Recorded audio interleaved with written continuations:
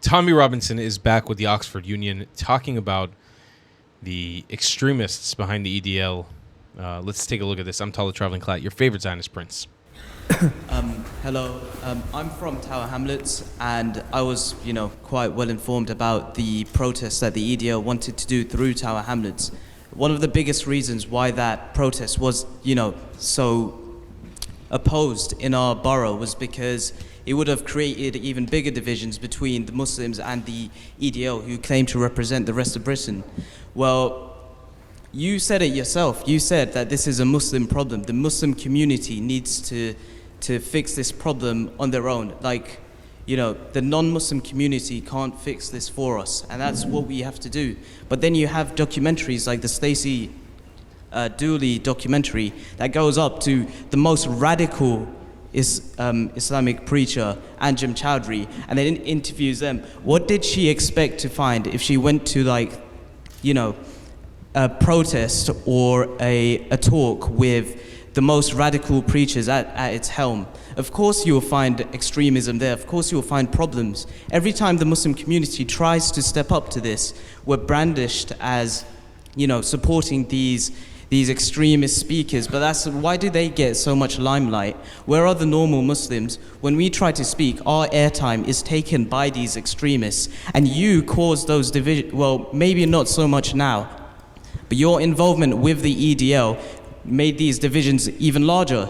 Your protest, had it gone along, it would have helped, in fact, people like Anjem Chowdhury. They could have used that as fuel and food to encourage more innocent youngsters who are Muslim to see. He would have, gone out there and said, look, the EDL came to our hometown and they tried to spread hatred. Sure, your intentions may have been good, but when you brandish yourselves as, you sort of make it tribal when you create groups like the EDL. And then that's what the extremists want.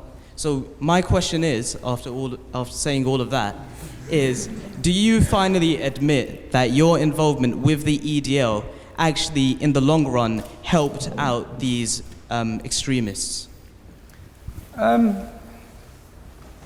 These extremists don't need much help. Yeah? We've got probably 3 times as many British Muslims fighting for ISIS than fighting for the British Army.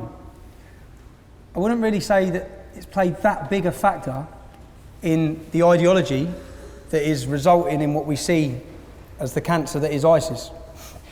We talk about Tower Hamlets, and us coming there would have created tensions, and that's why we shouldn't have been allowed there. The problem is, they're allowed to walk through my town centre. Yeah? No one stops them. And this is what we see. Yeah? When we talk about Anjem Chowdhury and his group actually protest outside Westminster Cathedral. Inside was not 1,000 Christian men, inside was families. The reason why we want to come to Tower Hamlets, let's look at the reason why we wanted to go. Lufta Rahman. Everything we said, and the reasoning why we wanted to go, I sat in custody and watched a Panorama documentary. It was everything we were saying. Eric Pickles has just put it into special measures. In Tower Hamlets, you have the mayor who was kicked out of the Labour Party for his extremist links. You then have him in charge of £1 billion budget of taxpayers' money.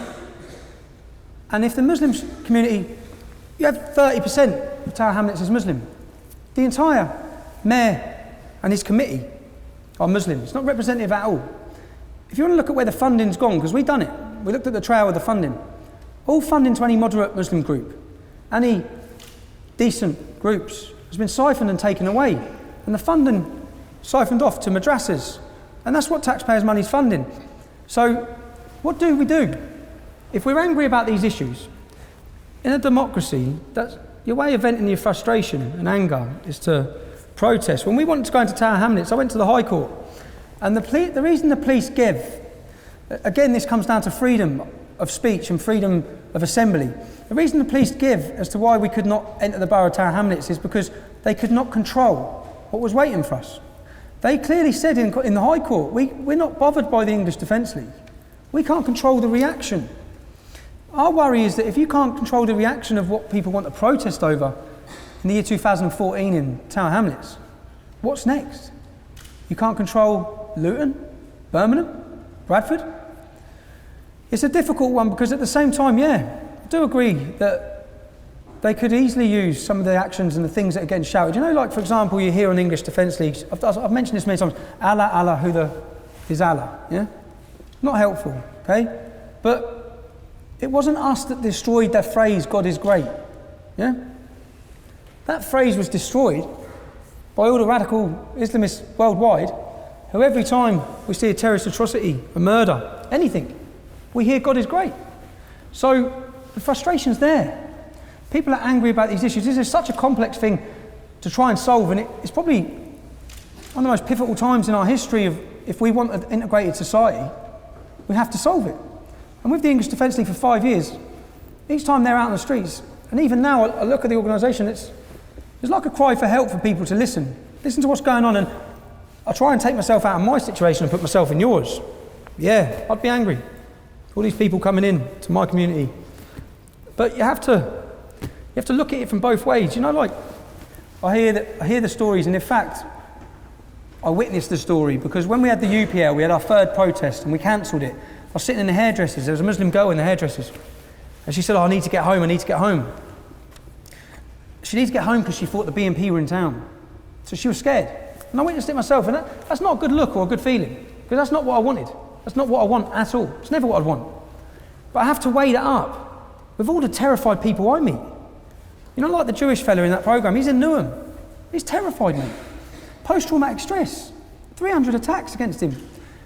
That's why I want people to try and understand that the reasoning behind these protests, the reasoning why those people have spent their money and travelled halfway around the country to get there, is because they're scared. They're fearful of what's going to happen. What's happening now? We have 3,000 Islamists monitored 24 hours a day, 7 days a week. Terrorism arrests going up 60% every year. 300 currently, so over 300 arrested this year alone. What's it going to be like in 20 years, 30 years? And there was a thing that I saw which encouraged me. It was a statistic from a poll which said 50% of British Muslims do not feel represented by any mainstream organisation. Most of the mainstream organisations, like Muslim Council of Britain, these organisations, anytime I've looked into them, I find some really bad things. So that was quite promising, I thought. But a terrifying statistic is that 70% of people think that this country is going to end in civil conflict and civil war between Muslims and non-Muslims. That should terrify all of us. That's what people think. Now, I've been of that mindset. When I'm looking at what's going on, I think, where does this end? Where's it going to end for my kids? Their rights and freedoms are under attack now. So I try to balance all of that. And I get what you're saying, and I get that the police come out of a report in 2011 where they said that they believe the English Defence League's actions is actually fueling extremism. And at the time I laughed about it and said, what are you talking about? The extremism is already there. But I accept your point you're making, yeah. They could use easily the actions and snippets of things people are saying and doing on English Defence League demonstrations to fuel their fire, but it doesn't need much fueling. You know what I mean? They've got their ideology and they're set by it, and they're increasing in number, and I think by tomorrow we'll have more Muslim extremists in this country than we had yesterday. It's growing. That's what we should be terrified about. Ladies and gentlemen, Tommy Robinson couldn't be more correct. You know, it's just this ongoing issue of not being able to call out what is the actual issue. And when you see where we're heading, you see, I don't know if in the UK you could even say that it'll end in civil conflict. I think it's more realistic that in the UK, this will end in just Muslims taking over quietly, the same way they said they're going to be doing, and the same way they've intended on doing for a very long time. But when you acknowledge that there's an issue, and you refuse to take action, inaction is action. Complacency is action. You are shooting yourself in the foot. When push comes to shove, what are you going to do? What are you willing to do? I don't know how many times I can come on here and say this over and over and over again. I can do it forever. This is my job.